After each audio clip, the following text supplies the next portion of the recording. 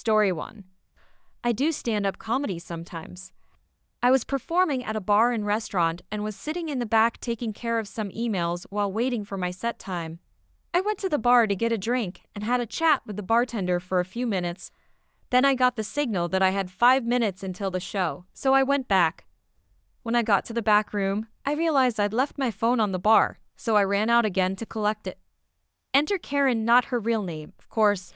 She was at a table just left of dead center facing the stage, right by the back entrance I'd been popping in and out of all night.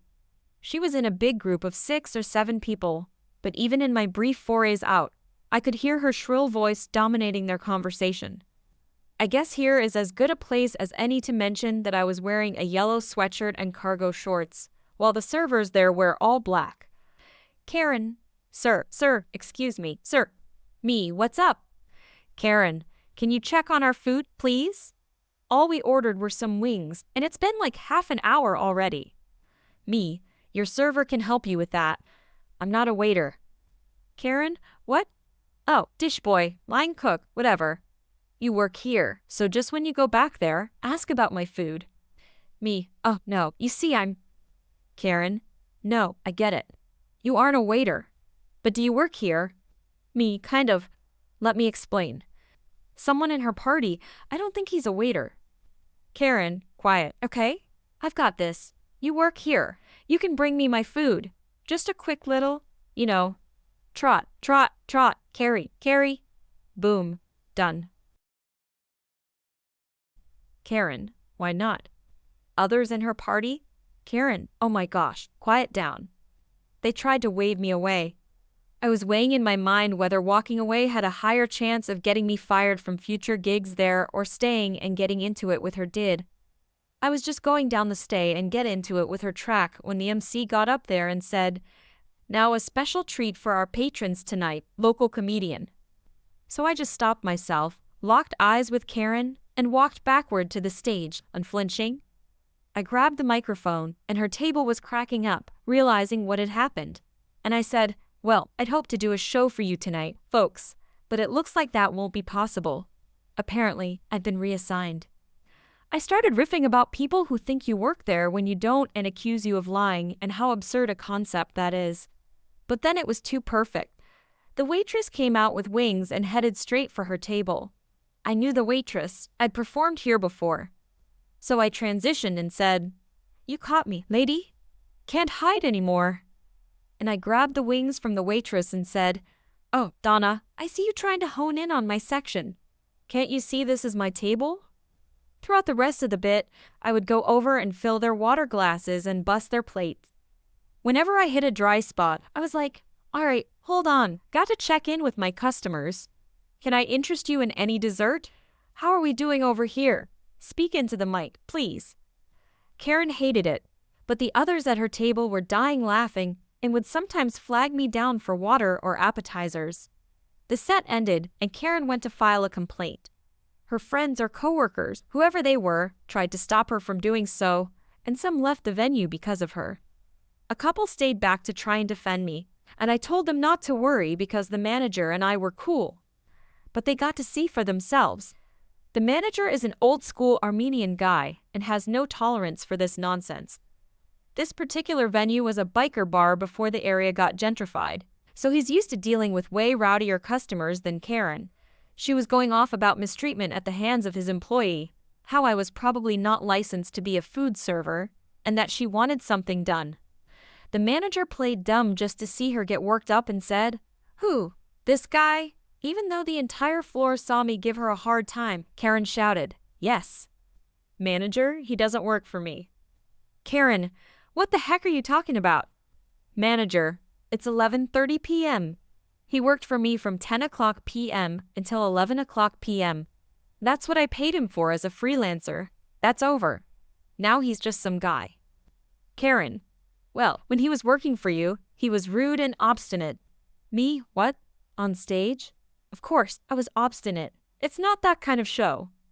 Karen, you know what I mean? See? He's making fun of how I talk. Manager, he's a comedian.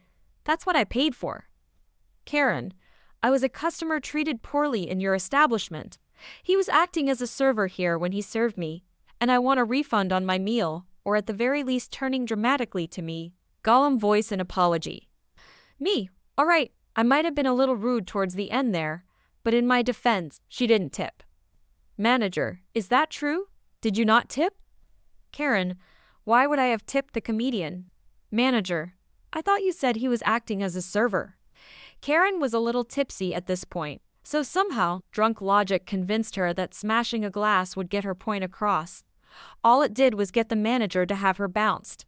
Her remaining friends apologized to the manager and said they barely knew her and hoped this wouldn't mean they couldn't come in there anymore without her. He was super nice about it. I told them I hoped I hadn't put a damper on their night, and they said they couldn't wait to tell everyone else about Karen's outburst. So, I don't have a career as a waiter in my future. Kudos to all you service workers who put up with these insufferable people day in and day out. Story 2.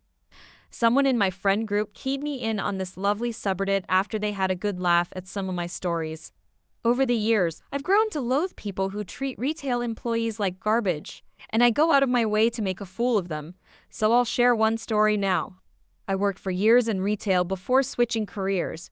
I went from dealing with people who asked for items based entirely on what the people in said items commercial were wearing to teaching children.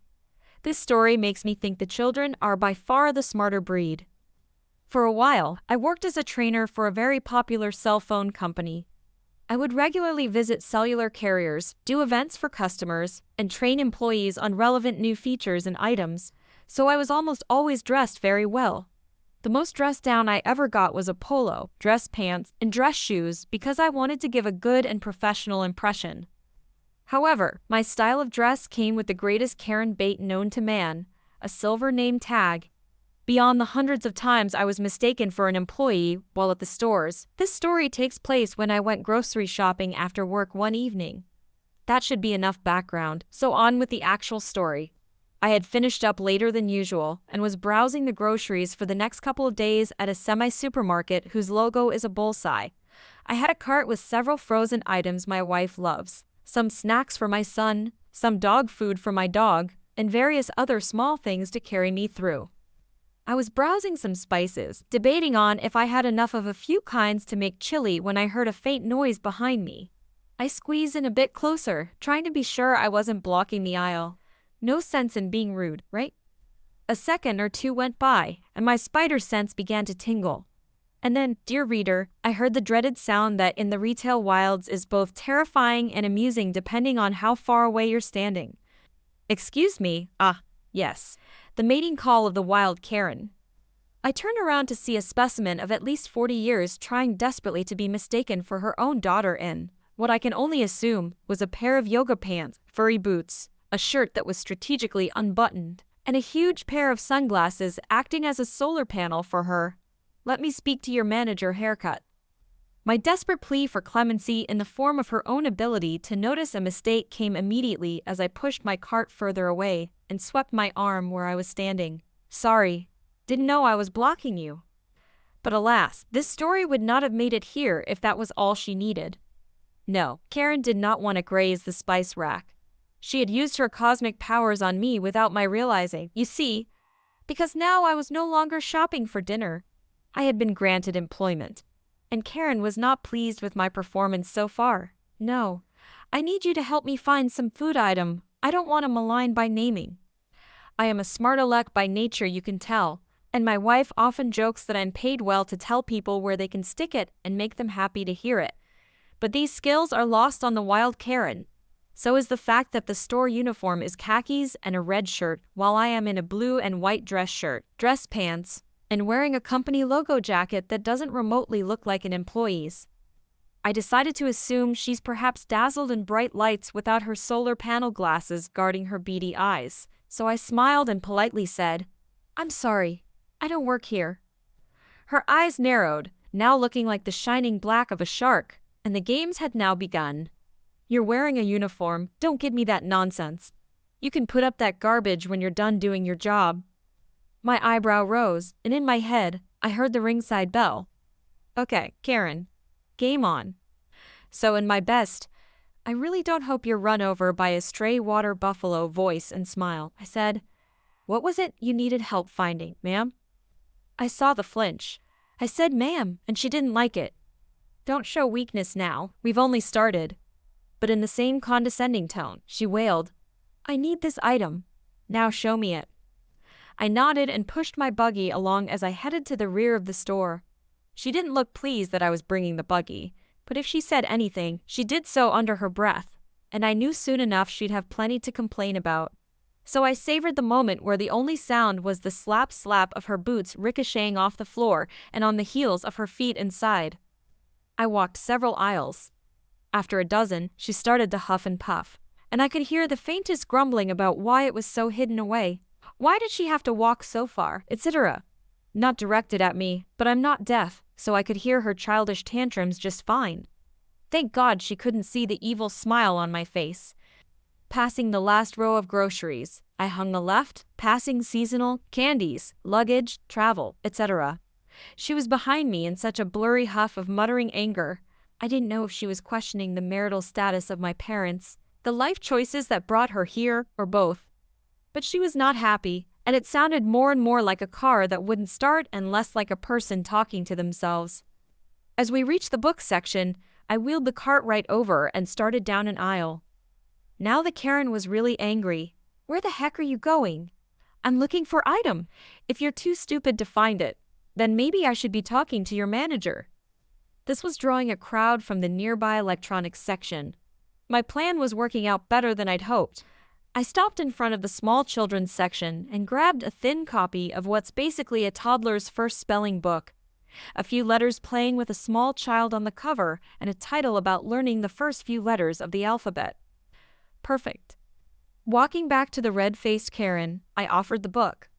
I didn't say anything. I just extended my arm, showing her the cover. Like most people, she took the offered book, looked at it, looked at me, and basically growled. "What the heck is this? Are you freaking stupid? Where is your manager? You're absolutely awful." Her wailing had attracted at least 2 employees, who seemed to recognize the whiny wails of the retail native Karen. One was on a small radio, calling who I assumed was the manager, while another was coming our way with that terror in their eyes that only an entitled middle-aged woman with an attitude problem can cause.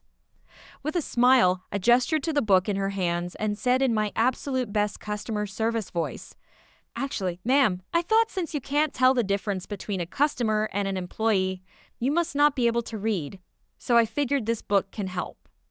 Stunned silence. The poor hamster responsible for the complex operation of powering the Karen was working overtime, so when the employee finally made it to us, they were unaware of what I said, only that I was smiling in a customer service kind of way. Karen was still mouth agape at what I said when they tried a polite greeting. "Hello. Is there something I can help with tonight?" Karen was livid. She proceeded to throw the book at me literally and figuratively and started screaming. I dodged the book as her howls of rage wound up. "How dare you talk to me that way? I want this man's manager right now. He needs to be fired." Oh no. She still didn't get the point. Maybe I should have started with an easier book. Dr. Seuss, maybe something on tape.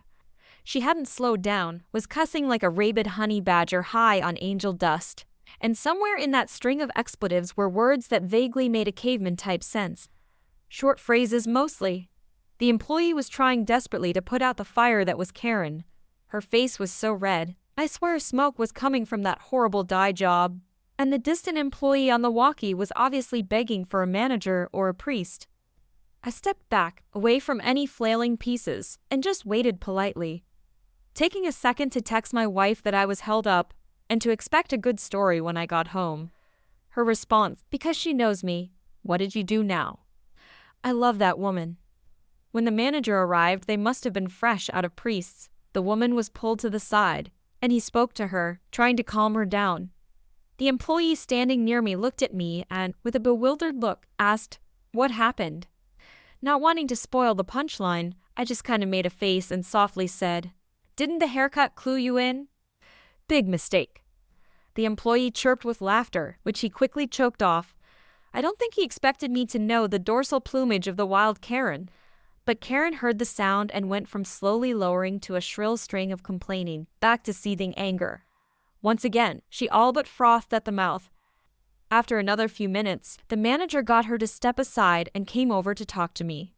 He began asking all sorts of questions. She obviously decided to embellish. Why did you call her things I actually didn't say? Did you throw a book at her? Were you following her? Things like that. Things that could be claimed with only the lowest concept of reality.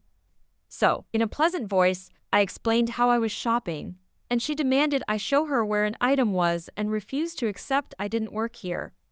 This caused the manager to frown as he looked at me. He saw how I was dressed, and I think some light in his eyes actually died.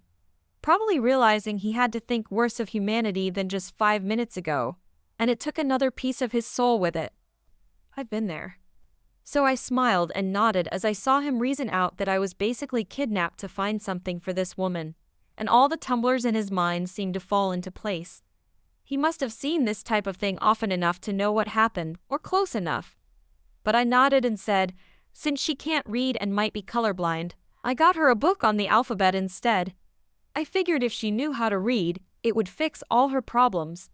She threw the book at me, cussed like a sailor, and wants you to fire me. Maybe I should have gotten something in crayon. The employee, standing nearby, was done for. He began to laugh, hysterically. Full-belly laughs that sent him retreating for a door to their back room nearby. Even as he faded from sight, I could still hear the echoes of his laughter. The manager, a seasoned veteran of the retail wars, it seems, managed to make his initial chuckle sound like a disapproving grumble at the retreating employee. But the way his face scrunched up, I know full well he found it at least reasonably funny. Karen was mad that the employee was laughing, having at least the sense to know she was the butt of the joke. Even if she didn't hear said joke, so score one for her situational awareness. She stared over at us while the manager's poor soul began to wither inside him. She was in full complaining mode. Corporate this. I know some person that... It all sounded like the teacher from Peanuts if you've been in actual retail before.